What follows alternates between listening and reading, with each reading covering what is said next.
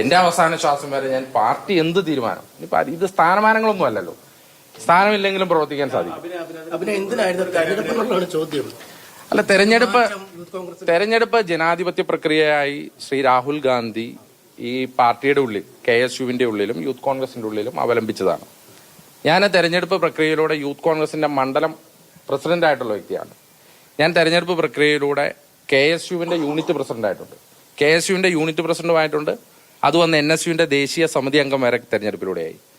Youth കോൺഗ്രസിന്റെ മണ്ഡലം പ്രസിഡന്റുമായി, യൂത്ത് കോൺഗ്രസിന്റെ സംസ്ഥാന ഉപാധ്യക്ഷനുമായി തെരഞ്ഞെടുപ്പിലൂടെയാണ് ആയത്. അപ്പൊ അതൊരു തെരഞ്ഞെടുപ്പ് പ്രക്രിയ ഈ പാർട്ടിയുടെ ഉള്ളിൽ ജനാധിപത്യവൽക്കരിക്കാൻ വേണ്ടി ശ്രീ രാഹുൽ ഗാന്ധി തുടങ്ങി വെച്ചതാണ്. പക്ഷേ ഒരു തെരഞ്ഞെടുപ്പ്, സംസ്ഥാന തെരഞ്ഞെടുപ്പ് അടുത്ത് വരുന്ന ഒരു വേളയിൽ പാർട്ടി നേതൃത്വം ചില ഘടകങ്ങൾ പരിശോധിച്ചിട്ടുണ്ടാകാം. ആ പരിശോധനയിലായിരിക്കാം അവർ ഇങ്ങനെ ഒരു തീരുമാനമെടുത്തത്. ഏതായാലും എന്റെ പാർട്ടി എടുത്ത തീരുമാനം ഒരിക്കലും തെറ്റായി പോയി എന്ന് ഞാൻ പറയില്ല. എന്റെ പാർട്ടി പല ഘടകങ്ങൾ വിലയിരുത്തിക്കൊണ്ടായിരിക്കും ആ തീരുമാനമെടുത്തിരിക്കുന്നത്. ആ തീരുമാനം തെറ്റായി എന്ന് ഞാൻ പറയില്ല. പക്ഷെ ഞാൻ എൻ്റെ ഒരു താല്പര്യം, ഞാൻ പാർട്ടി നേതൃത്വത്തെ വിനയപൂർവ്വം ഞാൻ അഭ്യർത്ഥിക്കും. എനിക്ക് ഈ കേരളത്തിൽ തുടരാനാണ് ആഗ്രഹം. കാരണം എനിക്ക് പിണറായി വിജയനെതിരെയുള്ള സർക്കാരിനെതിരെയുള്ള സമരങ്ങൾ, അതിനുള്ള ക്യാമ്പയിനുകൾ, അതിൽ പങ്കെടുക്കാനാണ്. ഇനി പഞ്ചായത്ത് ഇലക്ഷൻ വരികയാണ്, നിയമസഭാ ഇലക്ഷൻ വരികയാണ്. അതിൽ ഒരു പാർട്ടി പ്രവർത്തകനായി, പാർട്ടിയുടെ ഒരു പോരാളിയായി ഇവിടെ നിൽക്കാനാണ് ഞാൻ ആഗ്രഹിക്കുന്നത്. അത് ഞാൻ അഭ്യർത്ഥിക്കും പാർട്ടിയുടെ ഭാഗത്തുനിന്ന് ഒരു തിരുത്തൽ പ്രതീക്ഷിക്കുന്നുണ്ടോ?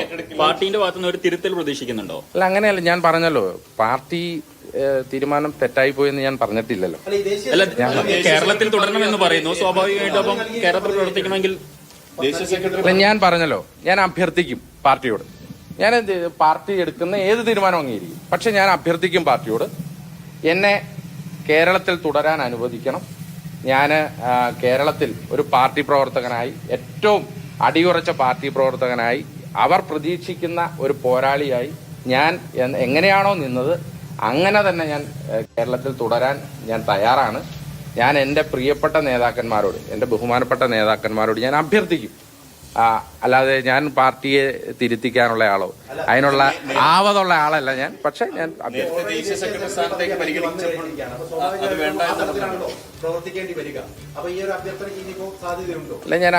ഞാൻ ഇപ്പോൾ ഓൾറെഡി അത് അഭ്യർത്ഥിച്ചിട്ടുണ്ട്. ബഹുമാനപ്പെട്ട നേതാക്കന്മാരും ദേശീയ നേതൃത്വവും എന്ത് തീരുമാനമെടുത്താലും ഞാനത് അംഗീകരിക്കും. എല്ലാവരും, ഇപ്പം ഞാനൊരു യൂത്ത് കോൺഗ്രസ് മണ്ഡലം പ്രസിഡന്റ് ആയിരുന്നല്ലോ, എനിക്ക് യൂത്ത് കോൺഗ്രസിന്റെ സംസ്ഥാന ഉപാധ്യക്ഷനാകാൻ സാധിക്കും. അതുപോലെ തന്നെ യൂത്ത് കോൺഗ്രസിന്റെ ഏതൊരു പ്രവർത്തകനും ഏതൊരു പോസ്റ്റിനും അർഹനാണ്. ആരാണ് അനർഹരല്ലാത്തത്? യൂത്ത് കോൺഗ്രസിൽ ഏറ്റവും കഴിവുള്ള നേതൃനിരയാണുള്ളത്. ആരും അനർഹരല്ല.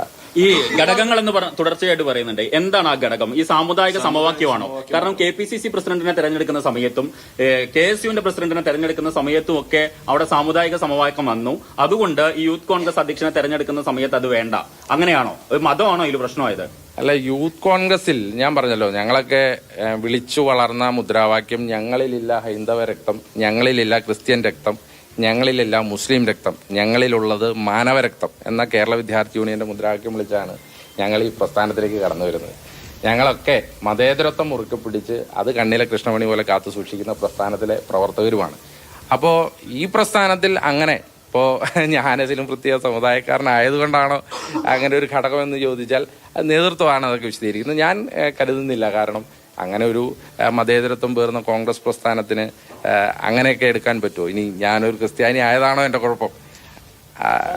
ഒരു കമ്മിറ്റിയെ തന്നെ മാറ്റേണ്ട. അതായത് അധ്യക്ഷൻ രാജിവെച്ചു, താങ്കൾ തുടരുന്നു, പുതിയ പോസ്റ്റ് വർക്കിംഗ് പ്രസിഡന്റ് അടക്കം വന്നിട്ടുണ്ട്. അങ്ങനെ ഒരു സ്ഥാനത്ത് പോലും താങ്കൾ ഉൾപ്പെടുത്താതെ താങ്കൾ നേരെ കയറ്റി വിടുകയാണ്. അതിന് നേരത്തെ നിരസിച്ച പോസ്റ്റ് അപ്രധാനമായ ഒരു പോസ്റ്റ് എന്ന് വേണമെങ്കിൽ അല്ല, അങ്ങനെയല്ല. ഒരു പോസ്റ്റും അപ്രധാനമല്ല.